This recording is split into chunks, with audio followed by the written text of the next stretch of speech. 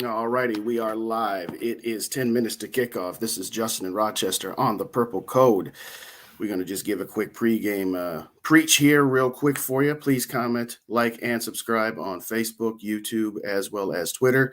We finally do have our original Facebook page back. So thank you, everybody, for being patient during the trials and tribulations that was that nonsense. Before we get started, always have to throw a massive amount of love to our sponsors. And that would first off start with, of course, Rinaldi's Pizza and Pasta. They are in Woodbury, located on Wood Lane Drive, right off the intersection of Valley Creek Road and I-494. So during halftime, give them a call, pick up your mid-game snacks and all that good jazz. Looking for something light, then go to our second sponsor, and that would be Nautical Bowls.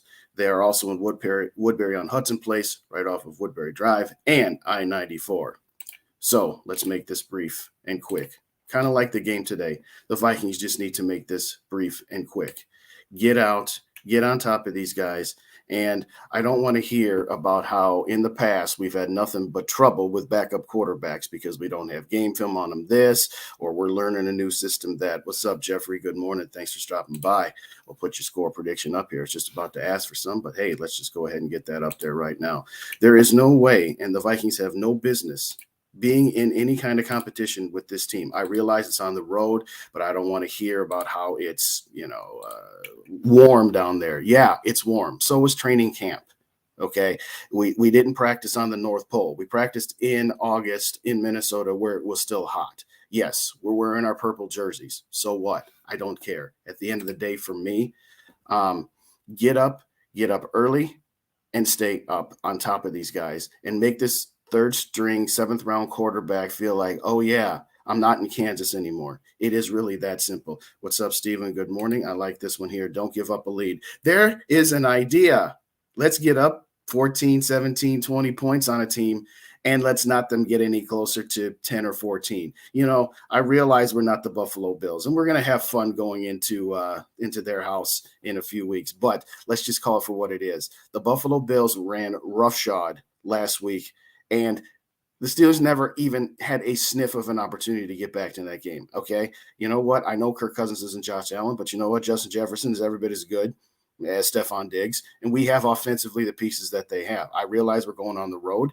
And I realize that, yes, this team did actually beat Buffalo with their starting quarterback, who they do not have here today. So run roughshod off these guys.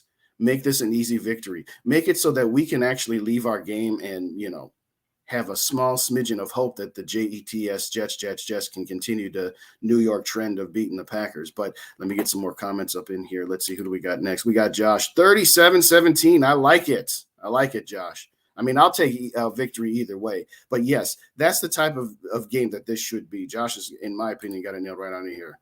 Nailed on the head here. Dan, thanks for stopping by. 30-17. I'll take that too. I'll take a game where it's 30-10 with 2 minutes left and they score a late garbage touchdown to make that score closer than it really was. I will absolutely take that, no question about it. So let me see. What else do we have here? Actually, I'm going to see if SK had said he wanted me to try to get him into this. Maybe he's still, he just got back in town. By the way, our guys, Raps and Dave, are at the game. So check out their channels and keep it tuned to the Purple Code as well. They're going to be doing some hits from the game, whether they're doing that during the game or after the game, I'm not sure. But they've already mentioned that there is a very big contingent of Vikings fans in Miami today. So it's not a home game, but at the same time, it's not a true road game either, from what I'm hearing, that at least a third of the stadium has got either some purple or Viking Helga horns going on there as well. As far as key to the game, I've said it before, I'll say it again. Strength of this team is the offense. And, there's that big old controversy, not really controversy, but debate analytically. Should you take the ball first and get up 7-0, or should you defer so that you can have the 2-for-1 in the middle 8, the last 4 of the second quarter, first 4 of the third quarter?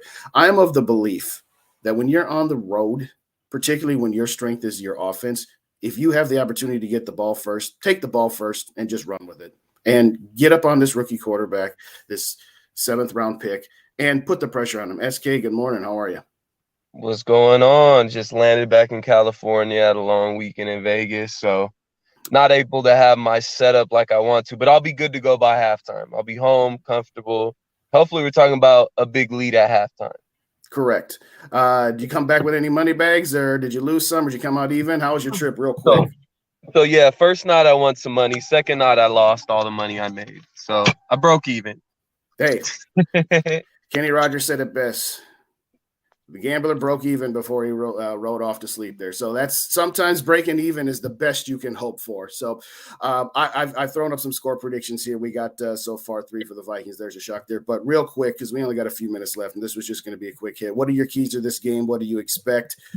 And what do you see happening? Well, my biggest thing is that what our weakness is, you look at that Philly game, and what killed us in that game is when they zero blitzed us. And Miami is known to blitz the quarterback. So I think our biggest thing today is to protect Kirk Cousins. They're going to send blitzes. So whether you got to scheme your way out of those blitzes or you got to bring in some extra protection to protect Kirk, then so be it. So I think that's the main difference in this game. It's not going to be easy. A lot of people are looking at the Dolphins being banged up. It's not going to be easy. Well, this is the NFL. There's no such thing as easy games, as much less no such thing as easy road games. But I will say this is one of the things that I said at the end of the show on Monday. Miami's defense can be had. Okay, they're not, a top 5 defense. They're bottom 3rd in pretty much every category. So to your point, the biggest offensive key is to, and again, it's football 101, but protect your quarterback. You can protect Kirk Cousins. We all know how good he is. We all know how much of a disparage there is between when Kirk Cousins is protected and when he's not. He's probably, of all the quarterbacks that play on a consistent basis, he's got the widest gap between when he's protected and when he's not. When he's protected, he's a top 5 quarterback. When he's not, well, we know the difference. Defensively, to me, if you need to blitz this guy early, and even if you blitz him early and you get burned for some early touchdowns, I'm okay with that because I don't want to sit back and let the kid get comfortable and then be in a dogfight. You know what? If you blitz early and you get burned, so what? You got your offense. That's okay. Yeah, you don't want to zero blitz the guy, during a 2-minute drill or at the end of the game when there's no time to recover. But blitz early and often, knock him off his spot.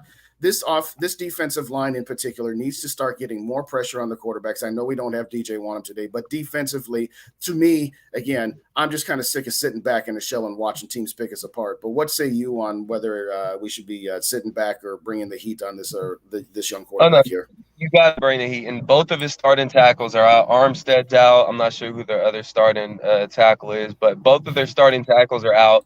That should mean a big game for Danielle Hunter and Darius Smith. There should be no excuses for us not to get pressure on the quarterback. We can't get pressure on the quarterback today, whether we blitz or not, then we got a problem. We got a serious problem. So absolutely get pressure on the quarterback. And they should have to make a decision midway through this game to say, you know what, should we put Teddy in the game? Maybe this kid wasn't ready to start yet. So you should have the mentality of attack and attack fast and attack first. Don't wait for them to pull out their trick plays and the game's still close.